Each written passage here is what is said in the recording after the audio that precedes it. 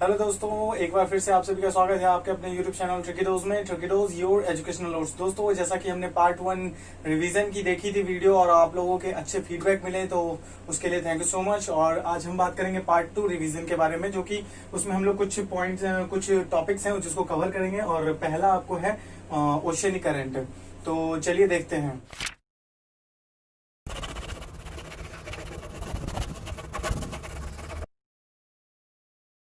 दोस्तों, बात करते हैं जो ओशियनिक करंट है, जो समुद्री जलधाराएं हैं, उनके बारे में। जैसे कि हमने समझाया था, उसको भी हमने बहुत ज्यादा वक्त लिया था, मतलब 3 पार्ट में अलग अलग करके बताया था, क्योंकि वो बहुत ज्यादा इंपॉर्टेंट भी है और बड़ी भी है, इस वजह से हमने बताया था। तो दोस्तों, उसमें हमने ये बताया था कि ड्रिफ्ट, करंट और स्ट्रीम, ये तीनों पॉइंट्स मैंने बताए थे। ड्रिफ्ट क्या होते हैं? जो छोटे छोटे, मतलब ये धारा की वो होते हैं, जैसे कि जल के ऊपर थोड़ी थोड़ी लहर उठ रही हो, थोड़ी थोड़ी ऐसा ऐसा।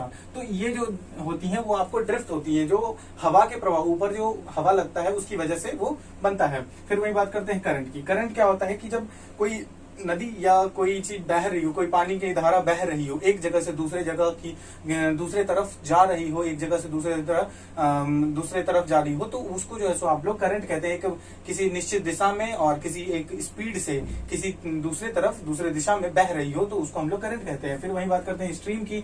तो स्ट्रीम दोस्तों, जैसा कि हमने बताया, समुद्र में जो लहरें उठती हैं उसको ही स्ट्रीम कहते हैं। जो बहुत ऊंची ऊंची होती हैं, 150-200 मीटर की हाइट की होती हैं, वो होती हैं। जैसे कि जैसा कि हमने बताया था, अंटार्कटिका में जो लहरें उठती हैं उसके बारे में हमने बताया था, गल्फ स्ट्रीम के बारे में बताया था। तो वो हो जाती हैं। तो बड़ी बड़ी जो लहरें उठती हैं वो, उसी को हम लोग स्ट्रीम कहते हैं। फिर वही बात करते हैं, जो समुद्री जलधाराएं होते हैं वो आपको 2 प्रकार की होती हैं। जैसे वार्म वाटर, जैसा कि आप देख रहे हैं, वार्म वाटर करंट और कोल्ड वाटर करंट, जिसमें कि हमने सिर्फ इतना एक इजी वे में समझिए कि हमने इसमें इतना बताया था कि जो गर्म जलधाराएं होती हैं वो इक्वेटर से पोल की तरफ जाती हैं, और ठंडी जलधाराएं जो होती है वो पोल से इक्वेटर की तरफ आती है। इसके कई कारण हैं।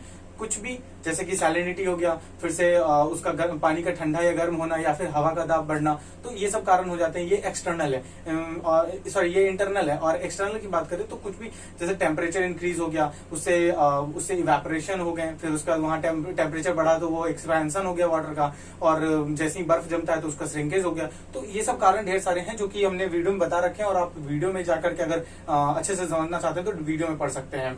और फिर वही बात करते हैं। और हाँ, कोल्ड वाटर और गर्म वाटर, वार्म वाटर, इसकी भी मैंने बताया था कि इक्वेटर से पोल की ओर, तो मतलब ये ऊपर ऊपर जाता है इक्वेटर से पोल की ओर, और वहीं पोल से इक्वेटर की ओर जो कोल्ड वाटर आती है वो अंदर से होकर आती है, नीचे नीचे होकर के आती है, वो सरफेस को टच करते हुए इधर की ओर आती है। और जैसे ही आपको यहाँ इक्वेटर की ऊपर जो अपहीवल हो जाएगी, तो उसके साथ जो है ना, कुछ कुछ खाने की चीजें उसके साथ आ जाती हैं, जो कि वो जगह मछलियों के पकड़ने हेतु बहुत अच्छा स्थान माना जाता है। तो ये चीज इंपॉर्टेंट है इसमें, कि कहते हैं कि उसको कहाँ पे, वैसे मतलब मछलियों के लिए कौन सा जगह अच्छा होता है, तो जहाँ पे गर्म पानी और ठंडा पानी मिक्स होता है, मिक्सअप होता है, वहां पे जाके आप ये इफेक्ट, मतलब मछलियां पकड़ सकते हैं। बात करते हैं कोरियोलिस इफेक्ट की। कोरियोलिस इफेक्ट जो एक ऐसा फोर्स है जो कि पता नहीं चलता, बस वो लग जाता है, ऐसा टाइप का है।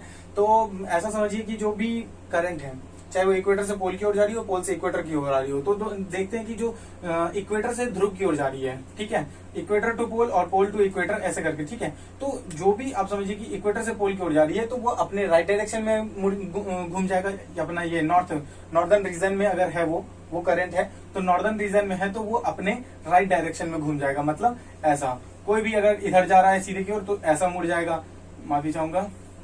कोई भी अगर इस ओर जा रहा है तो वो धीरे धीरे इस डायरेक्शन में मुड़ जाएगा। लेकिन वहीं अगर बात करते हैं कि कोई भी अगर वेव या करंट अगर साउदर्न रीजन में है, तो वो आपको अगर नीचे जा रहा है तो वो आपको इधर की ओर मुड़ जाएगा, यानी बाएं साइड मुड़ जाएगा। तो ये एक कारण है। किसी भी इससे कोई करंट में इससे कोई इफेक्ट नहीं पड़ेगा, ये बस ऑटोमेटिक एक जो है सो डायरेक्शन वो अपना चेंज कर लेता है। जैसे कि हम यहाँ से कोई फ्लाइट पकड़े या कहीं जा रहे हैं, तो वहां पे पता चलता है कि हमें एक निश्चित टाइम पे किसी और जगह पहुंच गया, तो इस चीज को, इस इफेक्ट को हम लोग मान के चलते हैं, तभी हम एग्जैक्ट जगह पर पहुंच पाते हैं। तो दोस्तों, बात करते हैं जो एल नीनो, लानीना और एल नीनो मोडिको है उसके बारे में। दोस्तों, बात करते हैं लानीना के बारे में। लानीना क्या होता है कि अगर मान लीजिए कि कोई कंडीशन है, कहीं बारिश हो रही है, कहीं सूखा पड़ रहा है, ठीक है, ये एक नॉर्मल कंडीशन है, एवरेज से मान लीजिए, एक एवरेज मान लिया आपने, तो ये एक कंडीशन है। इसमें क्या होता है कि जब लो टेम्परेचर हुआ, लो प्रेशर जनरेट हुआ, क्लाउड आया, फिर बारिश हुई, तो क्या होता है कि उसमें बहुत ज्यादा वर्स्ट कंडीशन हो जाती है। मतलब कहीं जो नॉर्मल बारिश होती थी वहां बाढ़ की कंडीशन आ गई, और जहां सूखा पड़ रहा है यानी ड्राई लैंड था, वहां पे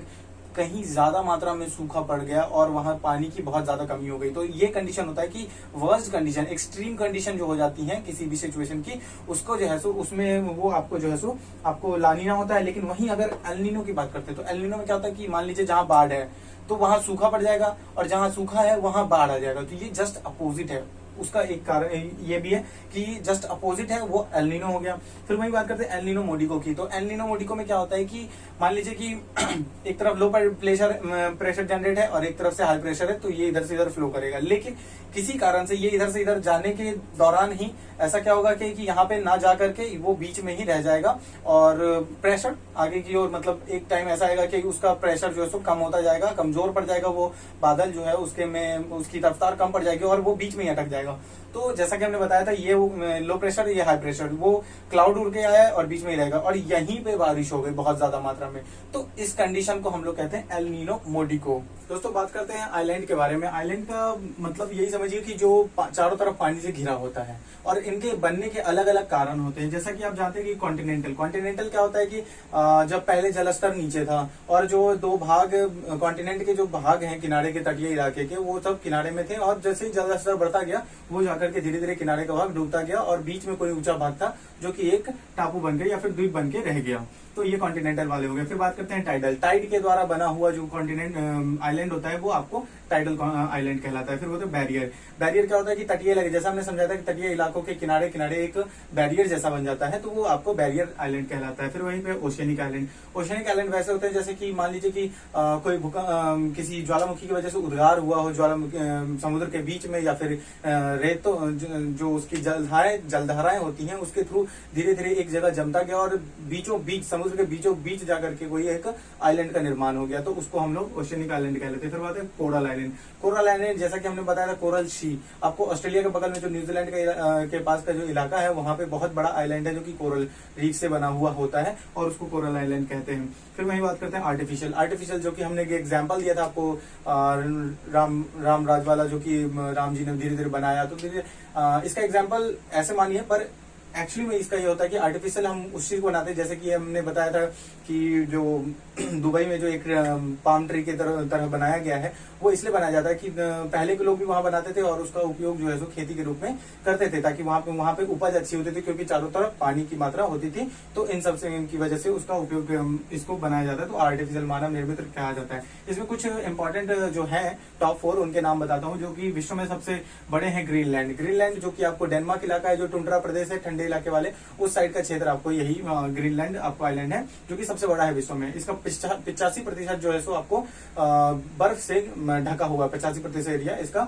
बर्फ से ढका हुआ। फिर बात करते हैं दूसरा है वो न्यू गिनी आपको क्या करता है, पापुआ न्यू गिनी जो कि ऑस्ट्रेलिया साइड में पड़ता है, वो आपको न्यू गिनी का है। फिर वही बात करते हैं बोर्नियो, तीसरा नंबर में बोर्नियो आता है जो कि हिंद महासागर में है। फिर वही बात करते हैं मेडागास्कर इंपॉर्टेंट है जो कि सबसे बड़ा, हिंद महासागर का सबसे बड़ा आपको मेडागास्कर आइलैंड है। फिर वही बात करते हैं बिशॉप रॉक क्या है, ये आपको विश्व का सबसे छोटा आइलैंड है। इस पे क्या है, सिर्फ एक लाइट हाउस बना हुआ है, लाइट हाउस है और एक उसके लिए एकोमोडेशन की सुविधा है, बस इतनी ही मात्रा है, इसलिए उसको उसका नाम जो है सो बिशॉप रॉक है। चलिए दूसरा देखते हैं। दोस्तों बात करते हैं वाटरफॉल के बारे में। वाटरफॉल मतलब क्या होता है, जो जलप्रपात या झरना होता है उनके बारे में बात करेंगे कि ये दोनों होते क्या है। कि दोस्तों जैसा कि हमने बताया था कि जलप्रपात झरना होता क्या है कि कुछ ऐसे पत्थर होते हैं या फिर कुछ ऐसा जगह होता है जहां पे कि पानी की धाराएं बह रही हो नदियों के साथ में, तो कहीं दो मिक्सचर होते हैं, एक हार्ड कठोर पत्थर का और एक मुलायम पत्थर का। तो कठोर पत्थर वहीं रह जाते हैं और मुलायम पत्थर कट करके पानी के साथ बह जाते हैं। तो दोस्तों वहां पे एक गहरी खाई बन जाती है जो कि जलप्रपात या फिर झरने का निर्माण करती है। फिर वहां बात करते हैं रैबिट्स और छिपड़िका जो होते हैं वो क्या होते हैं। दोस्तों बता दो कि जो जलप्रपात या झरना होते हैं उसका जो डीप डेप्थ होता है वो सीधा सीधी वो एक माइल्ड डीप स्लोप होता है, स्टीप स्लोप होता है उसको, ठीक है। तो उसमें क्या होता है कि पानी डायरेक्ट यहाँ से आया और नीचे की ओर गिर गया। तो ऐसे जो स्लोप होते हैं गहरी खाई में उसको आप जो है सो वाटरफॉल कहते हैं। वहीं अगर रैबिट्स की बात करते हैं तो इसके जो होते हैं माइल्ड स्लोप होते हैं, मतलब स्लोप जो है सो बहुत कम होता है और पानी धीरे धीरे इस पे से बहता है। तो धीरे धीरे बह रहा है और उसमें ना फोर्स स्पीड होती है, उसमें स्पीड ज्यादा होती है, एक हाइट से गिरती है। तो इन दोनों में बस यही अंतर है, वाटरफॉल और रैबिट्स। फिर वही बात करते हैं जो इंपॉर्टेंट जो विश्व में है उनके बारे में बात करते हैं, जैसे कि साल्ट एंजेलो आपको पड़ता है वेनेजुएला में। इसकी जो हाइट है वो सबसे ज्यादा है विश्व में, जो कि है 979 मीटर। फिर भाई बात करते हैं रिबन वाटरफॉल की, तो ये आपको जो पड़ता है यूएसए में है। इसकी ऊंचाई जो है सो आपको 491 मीटर की है। फिर वहीं अगर अपने देश की बात करते हैं तो जो है जोग वाटरफॉल, ये फेमस है, इसलिए हाइट नहीं ज्यादा है यहाँ पे, लेकिन जोग वाटरफॉल जो है इंडिया में पड़ता है, जो कि आपको वेस्टर्न घाट का जो एरिया जैसे है गोवा, महाराष्ट्र, इन सब में जो है, तो इस साइड में ये आपको वेस्टर्न घाट का एरिया है, तो ये उधर पड़ता है। फिर वहीं बात करते हैं वज्रई, जो कि अपने देश में सबसे ज्यादा ऊंचा है, सबसे ज्यादा गहरा भी है, तो इसको वज्रई वाटरफॉल है, और उसकी हाइट जो है वो 560 मीटर है, जो कि आपको सतारा डिस्ट्रिक्ट है महाराष्ट्र का, वहां पे पड़ता है। और जो ये जोग वाटरफॉल है, इसका जो हाइट है आपको 253 मीटर है। चलिए बात करते हैं दूसरे के बारे में। दोस्तों बात करते हैं ओशियनिक डीप और ट्रेंच, यानी गर्त, हिंदी में उसको गर्त कहते हैं। दोस्तों इसको क्या समझते हैं आपके ओशियनिक डीप और ट्रेंच क्या है? अगर आपने वीडियो देखा है तो तब तो समझ ही जाएंगे, अगर नहीं देखा है तो जरूर से जरूर देखें। और बाद में कि मैं बताता हूँ कि जो ओशियनिक डीप या ट्रेंच होता है, ये समझ लीजिए कि एक गहरा गड्ढा या एक खाई होती है, जो कि जिसका अगर ऊपर से अगर आप देखें तो क्षेत्रफल जो है, जो ऊपर से आपको एरिया दिख रहा है, उससे कहीं ज्यादा गहरा होता है, यानी डेप्थ होता है। तो वैसे जगह को गर्त यानी ओशियनिक गर्त यानी मतलब महासागरीय गर्त और ट्रेंचेस कहते हैं, उन सब में जाना जाता है। जो कि उसमें आप देखिए कि जो अभी तक टोटल जो फाउंडेड है, मतलब कितने सारे ट्रेंचेस हैं, तो आपको टोटल 57 है, जो कि 32 आपको जो 32 ट्रेंचेस है वो आपको पैसिफिक ओशन में है। फिर 19 ट्रेंचेस जो है वो आपको अटलांटिक ओशन में है। देन 6 ट्रेंचेस जो है वो आपको इंडियन ओशन में है। तो ये अलग अलग जगह पे है, लेकिन टोटल अब तक 57 ही ढूंढा जा चुका है। और वही बात करते हैं जो पैसिफिक ओशन है 32, तो ये बता दूं कि मैं इसी में सबसे गहरा वाला खाई है, जो जिसके बारे में आप जानते होंगे कि पैसिफिक माफी चाहूँ, जिसके बारे में आप जानते होंगे कि मारियाना ट्रेंच जो कि एक सबसे गहरा खाई है। आपने कभी सुना होगा कि